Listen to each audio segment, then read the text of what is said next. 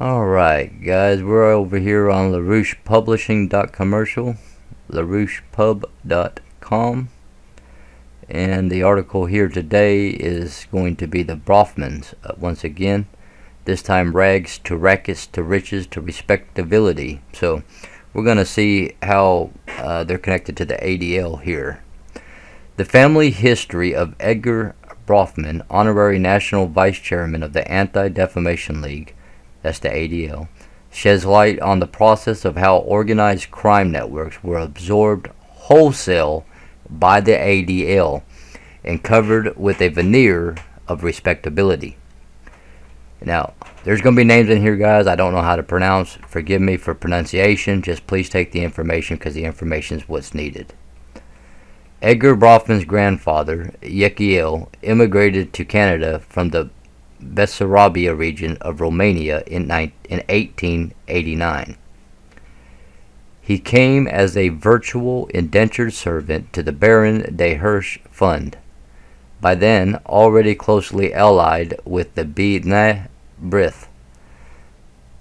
At this time, top British Zionists, including Moses Montefiore, Baron Alfred de Rothschild, and Maurice de Hirsch, had struck a deal with the Hudson Bay Company, the British Colonial Office corporate front in charge of the administration of Canada, to finance a wave of Eastern European Jewish colonization in the barren provinces of Manitoba and Saskatchewan. It was here that Yechiel Bronfman settled. Now, so you're already seeing again that this is directly tied to Zionism and to the Zionists. And again, Q said we're leaving all of that mess for the end. It's the end of the plan. Okay? But these people are directly connected into this, and so you're going to see how these crime syndicates operate. The first generation Bronfman, the name is literally means liquor man, to land on the shores of North America, immediately got himself involved in the rackets, eventually opening up a string of whorehouses. When Canada adopted prohibition in 1915, Yechiel Bronfman's whorehouses became illegal nightclubs, where bootlegged whiskey smuggled across the border from the United States was served. Narcotics too. Canada's experiment with prohibition ended just as the American prohibition was beginning. Yechiel Bronfman and his sons, Abe and Sam, were already in a position to shift from purchasers to suppliers of illegal whiskey and narcotics. In 1916, Abe and Sam Bronfman had parlayed the family bootleg and prostitution revenues into the ownership of the Peer Drug Company. The company, according to some accounts, began importing narcotics from the Far East into Canada. It is certain that the production facilities of the Peer Drug Company began turning out cheap whiskey to flood the American markets once prohibition began in the United States. The Bronfmans were the principal suppliers of bootleg liquor to the Mayer Lansky National Crime Syndicate throughout the Prohibition period. The family amassed a fortune selling chicken cock, the name given to their whiskey. According to the U.S. government records, between 1920 and 1930, so a 10-year period of time, over 34,000 Americans died of alcohol poisoning as a result of drinking the Bronfman brew, making the Bronfman family the biggest murderers in the history of North American crime. When Canadian police moved against the Bronfman gang in 1926, Yechiel's four sons set up the Atlas Shipping Company to ship their whiskey to the Caribbean, where it was transferred to boats owned by the Reinfield Syndicate, the Cleveland-based Jewish Navy, and other Lansky Syndicate rum runners. At the close of Prohibition, Sam Bronfman negotiated a deal with the U.S. Treasury Department to pay several $1 million in back taxes, a minuscule portion of the illegal profits that the family derived from the Prohibition whiskey sales and drug running. The purpose of the payment was to clear the decks for the Bronfman family's overnight transformation into leading lights of the Canadian Zionist establishment. The road to respectability. In 1934, Sam Bronfman was made president of the National Jewish People's Relief Committee of Canada. In 1939, he was named director of the Jewish Colonization Committee, formerly the Baron de Hirsch Fund, the same agency that had paid his father's way to Canada exactly 50 years earlier. At the close of World War II, Sam Bronfman established the National Conference of Israeli and Jewish Rehabilitation. Despite the fancy name, the organization was principally involved in smuggling military equipment to the Haganah Jewish underground in Palestine. And here we have a picture of Mayor Lansky, granddaddy of the National Crime Syndicate. By this time, the Bronfman sons had transformed their bootlegging fortune into a legitimate business, Seagram's Distillers of Canada. In the next generation, the family would move, by marriage, into the very center of the Zionist establishment of North America. So now this is where your Rothschilds are going to get connected into this. Edgar Bronfman married Anne Loeb, thereby becoming attached to the Loeb Rhodes interest of Wall Street. Phyllis Bronfman married Jean Lambert, and suddenly the Bronfmans were in the extended Rothschild family. Baron Lambert was part of the Belgian branch of the Rothschild clan. The New York investment house of Drexel Brunham Lambert, that would play such a pivotal role in Kenneth Belkin's later corporate takeover schemes, was drawn into the Bronfman orbit.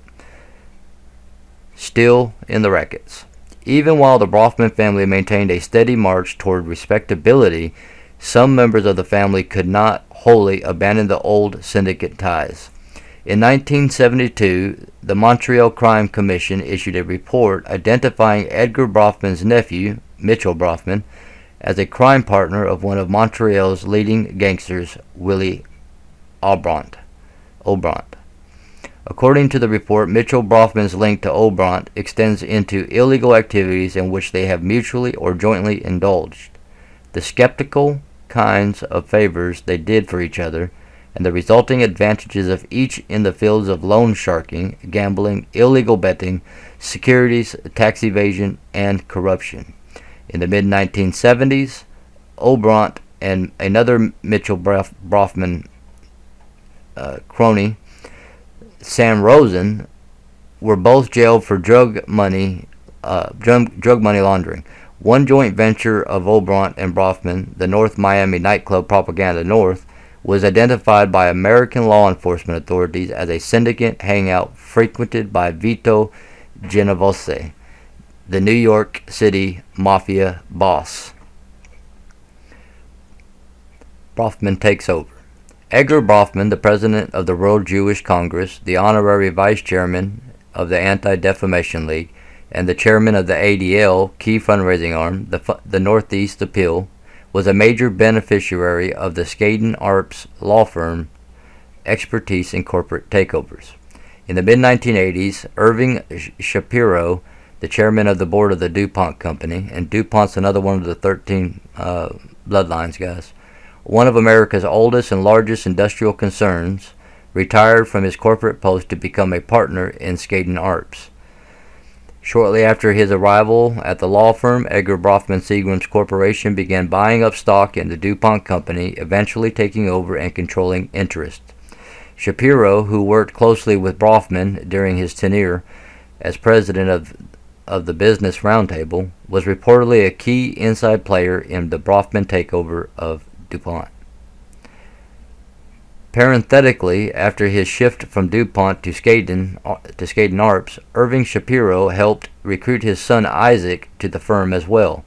Isaac brought with him the lion's share of Japanese real estate investors in the United States, who had been his clients at his previous firm, the Blue Blood-run Milbank, Hadley, Tweed & McCoy. Armed with a string of prestigious titles as a leading Zionist philanthropist. Now, understand, when you come across these philanthropists, guys, I don't care who it is. If you pay attention, you'll begin to realize that every one of these philanthropists are Zionists and are part of the elite and are part of the 13 bloodlines, or have sold their souls into it, and they use this philanthropist as a mask to give an appearance outwardly of one thing, when in reality they're doing the exact opposite in the background in everyday life. You'll notice that if you pay attention, all of these people are philanthropists. All of them are. So, armed with a string of prestigious titles as a leading Zionist philanthropist and corporate billionaire, Edgar Bronfman launched a systematic effort in the mid-1980s to implement Meyer Lansky's second dream, the syndicate takeover of Israel.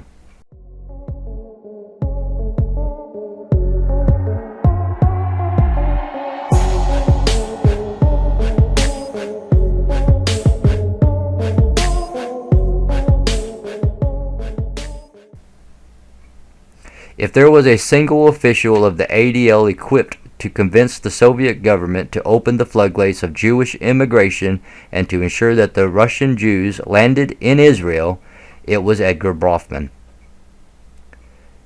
Through his Seagram's distributorships, Edgar and his brother Charles had cultivated a cozy relationship with some of the most powerful and brutal figures in the communist world, beginning with East German Communist Party chief Erich Honecker. Through the West German branch of Seagram's, the Bronfmans had arranged to supply the East German Communist Party with unlimited quantities of Seagram's liquor, which were doled out free of charge to the most senior-ranking members of the party. By 1986, a Bronfman emissary in East Berlin had established close ties with Klaus Gysi, the East German Minister of Religious Affairs and the father of Honecker's successor as head of the Community Party, SED, Gray Gysi. The Gysis are Jewish. In 1988, Edgar Bronfman himself traveled to East Berlin to meet the Honecker and East German Communist Party official Hermann Axen. During that visit, Bronfman pledged that he would arrange a state visit for Honecker to Washington, D.C. a year later, on the eve of Honecker's ouster and the overthrow of the communist dictatorship in East Germany. Bronfman received the highest civilian award given by the state, the, quote, People's Friendship Medal in Gold, end quote. And now we have a picture here of the Anti-Defamation League. Unsavory political and organized crime connections are the topic of a rally outside of the offices of the ADL in Chicago. So it's just a picture there in Chicago of what was going on at the time. It says here then, right here, even as the Berlin Wall was on the verge of collapsing, Bronfman began an ambitious diplomatic drive on Moscow, paralleling his successful courting of the East Germans. On January 23, 1989, according to a report published by syndicate columnists Evans and Novak, Edgar Bronfman held a secret meeting at his New York City penthouse to plan out the Soviet Jewish exodus. In attendance at the session was Dwayne Andreas, the chairman of the grain cartel, Archer Daniels Midland, ADM, who was identified in the Wall Street Journal as Gorbachev's closest pal in the West. Bronfman's plan was simple. In return for assurance that the United States would supply urgently needed grain shipments to the Soviet Union, Moscow would allow Soviet Jews to move to Israel. To assure that the Soviet Jews who arrived in the West would have no alternative other than immediate migration to Israel, Bronfman's World Jewish Congress had already launched a vicious slander campaign against Austrian President Kurt Waldheim, branding him as a wartime Nazi collaborator who had participated in the extermination of the Jews of Eastern Europe. And pay attention there, guys, because what he said was that he launched a campaign, a vicious slander campaign against them, branding him. And that's exactly how your enemy operates. This is the evil side of things. This is what look what they do with Trump, okay? First of all, they use projection. Whatever they're doing, they project it onto the other party or onto the other person. But secondly, the very first thing they do is when truth starts to come out, is they initiate this slander campaign against an individual, trying to brand the individual in the minds of men.